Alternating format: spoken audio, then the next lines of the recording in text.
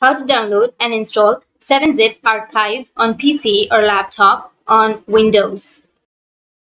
So if you want to download and install 7-zip archive on PC or laptop on your Windows, then just follow the steps. What you need to do is first open up your browser, any browser that you're comfortable with, and then go with the search. And under search, you need to search for 7zip.org and hit the enter. And here you will have this kind of interface where you just need to simply go with the first option or the second option. Like if your Windows is of 32-bit, then you can go with this option, or you can go with the 64-bit. So I'll be choosing the first one. Click on the download button, which is right here. Once you click on download, it will start the download process. And once it's downloaded, you just need to simply click and open up the 7-zip folder which you have just downloaded, and then click on yes. And here you will have an install option. Simply click on install and it will start installing. And once it's installed, you just need to simply go with close. Now you need to go with the folder, double click on it and then click on yes, and here you will have the folder. So you just need to simply search 7-zip and here you will have the 7-zip application. So that's how you can